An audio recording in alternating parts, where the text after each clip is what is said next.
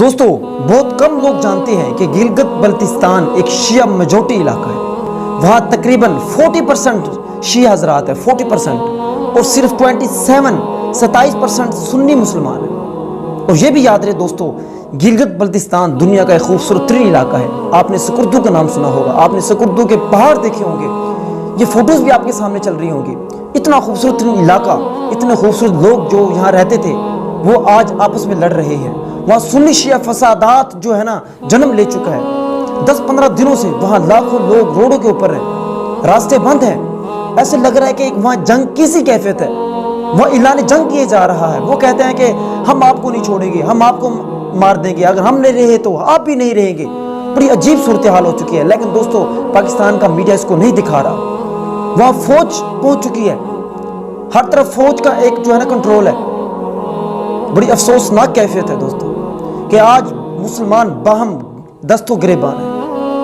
دوستو اس کی میں سب سے پہلے آپ کو وجہ بتا دیتا ہوں کہ یہ صورتحال کیوں شروع ہوئی ہے۔ آخر یہ کیا ہوا ہے کہ برسوں سے رہنے والے جو لوگ جو ہیں آج آپس میں ایک دوسرے کے سامنے ٹکرا چکے ہیں، ایک دوسرے کے سامنے آ چکے ہیں، حتیٰ کہ یہاں تک باتیں ہو رہی ہیں کہ ہم انڈیا سے مل جائیں گے۔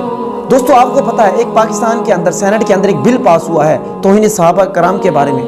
اس کے بعد دوستو جو گلگت بلتستان کا ایک شیعہ جو کا ایک بہت بڑا عالم ہے باقر الحسینی، آغا باقر الحسینی، اس کے خلاف ایک FIR درج ہوئی ہے۔ اس FIR کے مطابق جو باقر الحسینی ہے انہوں نے جو ہے نا صحابہ کرام کے بارے میں کچھ گستاخی کی ہے، اور اب شیعہ جو کمیونٹی ہے وہ ہزاروں لاکھوں کی تعداد میں، دوستو اگر وہ پکچرز دیکھیں آپ حیران رہ جائیں گے، لاکھوں کی تعداد میں لوگ باہر آ چکے ہیں۔ سکردو میں ایک بہت بڑی جامع مسجد ہے، اس کے باہر آپ دیکھیں کتنے لوگ موجود ہیں، اور وہ اعلان کر رہے ہیں کہ اگر آپ نے باقر الحسینی کو گرفتار کیا تو سمجھو آپ نے پورے اہل تشیع کو گرفتار کیا۔ ہم معافی نہیں مانگیں گے، الحسینی نے معافی مانگی تو سمجھو پورے اہل تشیع کی معافی تصور کی جائے گی۔ ہم ڈٹ جائیں گے، ہم اپنی جانیں تک قربان کر دیں گے، لیکن باقر الحسینی کو گرفتار ہونے نہیں دیں گے۔ تو دوسری طرف دوستو جو سنی حضرات ہیں وہ بھی اس طرف بڑا برملا کہہ رہے ہیں کہ ہم نے اس کو گرفتار کروانا ہے، اس نے گستاخی کی ہے۔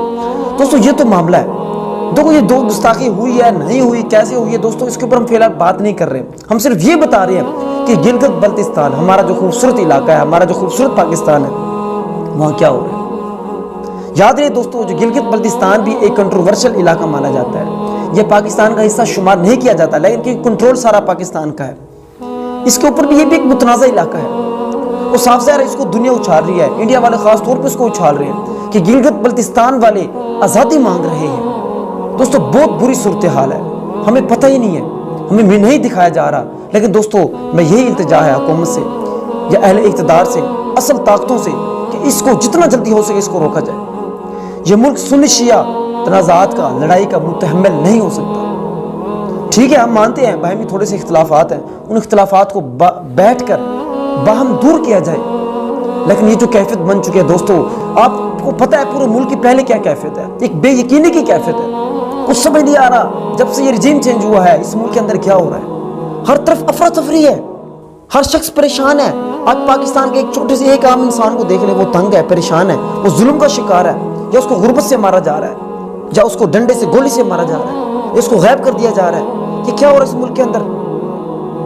اگر کون ہے اس سب کے پیچھے؟